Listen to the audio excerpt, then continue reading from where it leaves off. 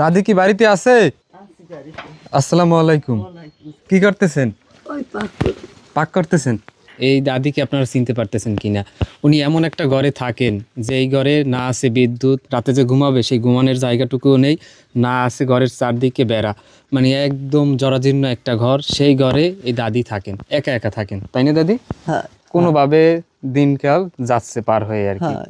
তো আজকের আলু রান্না করছেন শুধু? আলু ওই রান্না করি। একা মানুষ থাকেন, রান্না করে দেওয়ার মতো কেউ নাই, শুধু আজকের আলু রান্না করছেন। এই হচ্ছে চাল দাদির, দেখেন কাছ থেকে দেখেন, একটা বয়ামের ভিতরে চাল রাখা আছে। এদিকে আসেন, একটু এদিকে আসেন। এদিকে তো রান্না বান্না চলতেছে, আর থাকার যে জায়গাটা, থাকার জায়গা মূলত এইটা। দাদি এই জায়গায় থাকেন। আজকের রাতে এই জায়গায় থাকতে পারিনি, কারণ আজকের বৃষ্টি হয়েছে রাতে, যার জন্য একদম এই জায়গাটার কি অবস্থা দেখেন, সব কিছু গুছাইয়া রাখছেন। আর এই যে মশারি, মনে আছে কিনা আপনাদের, এর আগে দেখাইছিলাম, এই মশারির কি অবস্থা দেখছেন? এই মশারিতে এই যে গিট্টু দেওয়া, দেখেন এই কি অবস্থা মশারির, একদম ছেঁড়া বেড়া, খুবই কষ্টে আছেন। এই মানুষগুলো এতটা কষ্ট করেন যেটা কাছ থেকে না দেখলে আপনি বুঝতে পারবেন না।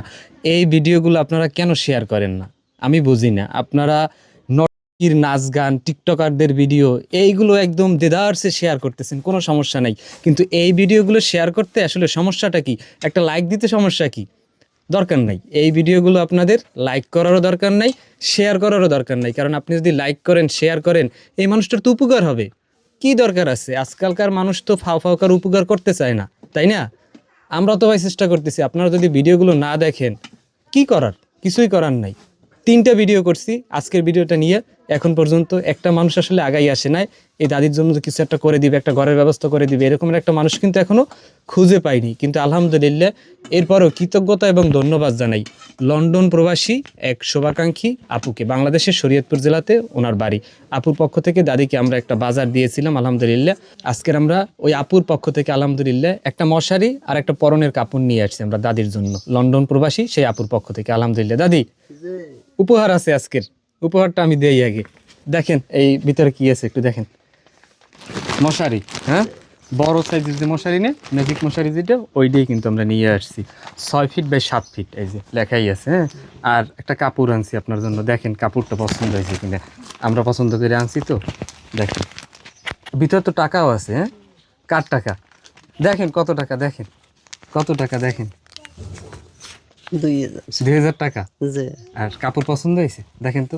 হ্যাঁ, পছন্দ হয়েছে। এই 2000 টাকা, একটা মশারি, একটা কাপড় আপনাকে উপহার দিচ্ছেন লন্ডন প্রবাসী এক আপু। এর আগে একটা বাজার দিছিল না আপনাকে, মনে আছে?